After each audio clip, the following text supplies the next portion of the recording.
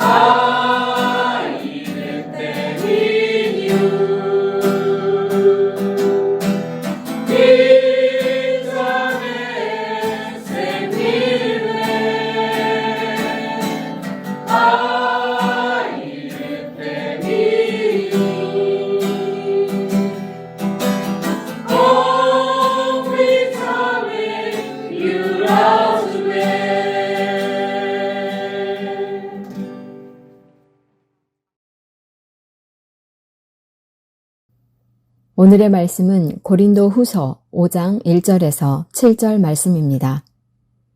만일 땅에 있는 우리의 장막집이 무너지면 하나님께서 지으신 집, 곧 손으로 지은 것이 아니요 하늘에 있는 영원한 집이 우리에게 있는 줄 아느니라. 참으로 우리가 여기 있어 탄식하며 하늘로부터 오는 우리 처소로 덧입기를 간절히 사모하노라. 이렇게 입음은 우리가 벗은 자들로 발견되지 않으려 함이라. 참으로 이 장막에 있는 우리가 짐진 것 같이 탄식하는 것은 벗고자 함이 아니요 오히려 덧입고자 함이니 죽을 것이 생명에 삼킨 바 되게 하려 함이라. 곧 이것을 우리에게 이루게 하시고 보증으로 성령을 우리에게 주신 이는 하나님이시니라. 그러므로 우리가 항상 담대하여 몸으로 있을 때에는 주와 따로 있는 줄을 아노니 이는 우리가 믿음으로 행하고 보는 것으로 행하지 아니함이로라. 사랑하는 성도 여러분, 7월 26일 수요일 아침입니다. 모두 평안한 밤 보내셨는지요? 요즘 생명의 소중함을 다시 생각해 보고 있습니다. 우리 주변에 있는 무생명을 향한 생각입니다. 인간, 비인간, 동물, 비동물, 식물 등 숨쉬며 살아가는 모든 것을 향한 소중함입니다. 며칠 전 초등학교 한 교사가 스스로 목숨을 끊었습니다. 젊은 생명이 자기의 생을 마감하고 스스로 목숨을 끊은 사건입니다. 생을 마감한 이의 슬픔을 슬퍼할 겨를도 없이 나와 너를 나누고 이권을 다투는 이들의 모습을 볼 수 있습니다. 생명을 경외하지 않는 이들의 모습입니다. 기나긴 폭우와 호우로 장마, 재난이 발생했고 실종되거나 생명을 잃은 사람들이 있습니다. 이제 대한민국에서 장마는 우기가 될 것 같고 비가 오는 날씨와 비가 오지 않는 날씨, 이 두 가지로 나뉜 날씨가 될 것 같습니다. 우리 덕신교회에는 작은 지구 도서관이 있습니다. 생태, 기후, 기후위기, 환경, 지구, 우주에 관한 책들을 모아서 작은 지구 도서관인데 책을 읽은 모두에게 생태적 감수성과 생태적 의식을 일깨우기 위한 도서관으로 활용하고 있습니다. 도서관에 보면 기후책이라는 제목의 책이 있습니다. 책 표지는 이렇게 생겼는데 더 넓게 보면 이렇게 예쁘게 생겼습니다. 파란색부터 빨간색까지 변하는 지구의 온도를 볼 수 있습니다. 우리가 과학으로 확인할 수 있는 지구의 온도를 이 책 표지 앞에 실었습니다. 파란색 온도에서 평이하게 가다가 급격하게 빨간 온도로 변하는 걸 볼 수가 있습니다. 1961년 산업화 이후에 급속하게 오르고 있는 빨간 지구의 모습입니다. 그래서 이 책은 기후위기의 교과서라고 이야기합니다. 환경운동가 그레타 툰베리와 104명의 지성인들이 함께 쓴 책입니다. 기후책은 희망에 대해서 이야기하는데 책의 끝자락은 이렇게 이야기합니다. 희망은 우리가 진실을 말할 때만 찾아온다. 그렇기에 우리가 행동하는 근거와 지식이 곧 희망이라고 이야기합니다. 생명 멸종의 시대에 누구의 생명도 담보할 수 없는 이때의 생명의 경이로움에 대해서 이야기하고 있습니다. 오늘 바울 역시 생명에 대해서 이야기합니다. 이 땅에 있는 장막과 하나님의 나라에 대해서 영원한 집에 대해서 대비하며 이야기하는데 1절 말씀은 이렇습니다. 만일 땅에 있는 우리의 장막집이 무너지면 하나님께서 지으신 집 곧 손으로 지으신 것이 아니요 하늘에 있는 영원한 집이 우리에게 있는 줄 아느니라. 아멘. 사도 바울은 소망에 대해서 이야기하는데 이 땅에 있는 우리의 집이 무너진다 할지라도 우리의 자리, 우리의 삶은 끝난다 할지라도 바울이 이야기하는 하늘에 있는 영원한 집은 우리에게 있다는 소망을 전하고 있습니다. 사도 바울의 이야기를 축소해서 받아들이면 우리의 집은 개인의 생명을 뜻하지 않습니다. 오히려 바울은 이 지구에 있고 하나님이 창조하신 모든 피조물의 집을 이야기합니다.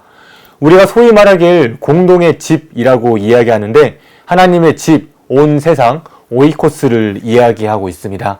그래서 우리는 이 집, 하나님의 공동의 집에서 서로가 서로에게 기대어 살아가는 모든 생명종이라고 이야기합니다. 그럼에도 우리는 여전히 발전의 시대에 살고 있습니다. 인공지능, 챗 GPT, 포스트 휴먼, 가상세계 등 우리 사람, 인간의 수명은 영원할 것처럼 보이며 영원 불명한 삶을 살 것처럼 보입니다. 그래서 여전히 사람은 언제까지 살지 100세 시대, 110시대, 세대라고 이야기하지만 사람의 수명은 영원하지 않습니다. 그게 지금까지 우리가 알고 있는 사실입니다. 바울 역시 이 땅의 장막은 언젠간 끝이 있다고 이야기합니다. 바울의 고백은 2절입니다. 참으로 우리가 여기 있어 탄식하며 하늘로부터 오는 우리 초소로 덧입기를 간절히 사모하노라. 아멘. 바울은 하늘로부터 오는 우리 초소로 덧입기를 소망합니다. 바울의 영원한 소망은 죽음 이후를 염려하지 않게 합니다. 또한 이 소망과 함께하는 우리의 책임을 알게 합니다.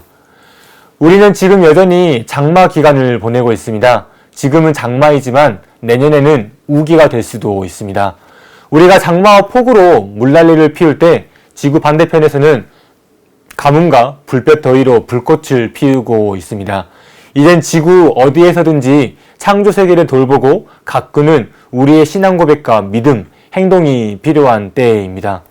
사도 바울은 이 땅의 장막에 소망을 두지 않고 하늘에 있는 영원한 집, 하나님의 집, 오이코스, 하나님의 생명이 깃든 곳, 하나님의 초소에 소망을 두라고 말씀하고 있습니다.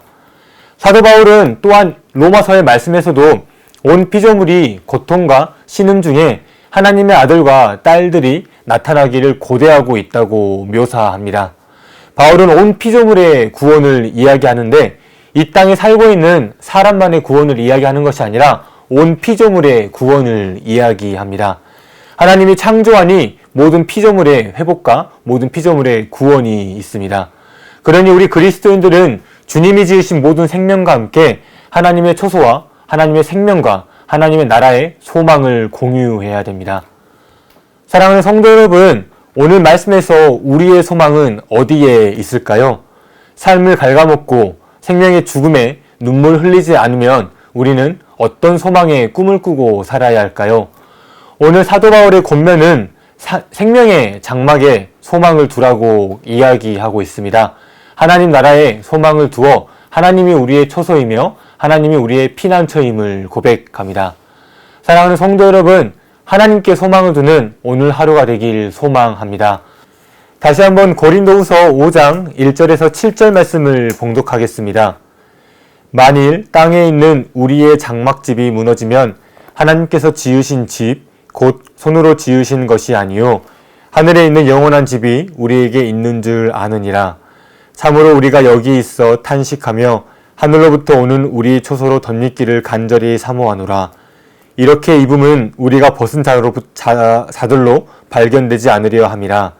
참으로 이 장막에 있는 우리가 짐진 것 같이 탄식하는 것은 벗고자 함이 아니요 오히려 덧입고자 함이니 죽을 것이 생명에 삼킨 바 되게 하려 함이라. 곧 이것을 우리에게 이루게 하시고 보증으로 성령을 우리에게 주신 이는 하나님이시니라. 그러므로 우리가 항상 담대하여 몸으로 있을 때에는 주와 따로 있는 줄을 아노니 이는 우리가 믿음으로 행하고 보는 것으로 행하지 아니함이로라. 아멘. 사랑과 은총의 하나님, 오늘 사도 바울의 권면처럼 생명의 장막을 소망을 두는 우리가 되게 인도하여 주옵소서. 하늘의 것을 바라며 하나님이 우리와 함께 하심을 소망하며 하나님의 집, 이 오이코스 땅을 가꾸고 하나님의 창조세계를 보존할 수 있는 믿음과 신앙, 행동을 우리에게 보여 주옵소서. 감사드리며 예수 그리스도의 이름으로 기도드립니다. 아멘.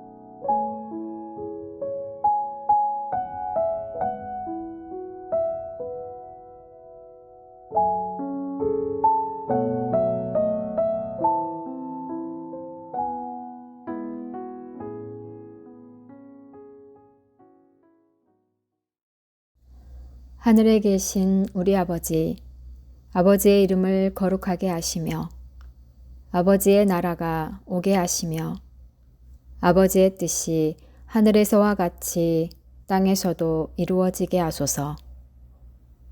오늘 우리에게 일용할 양식을 주시고 우리가 우리에게 잘못한 사람을 용서하여 준 것 같이 우리 죄를 용서하여 주시고 우리를 시험에 빠지지 않게 하시고 악에서 구하소서. 나라와 권능과 영광이 영원히 아버지의 것입니다. 아멘.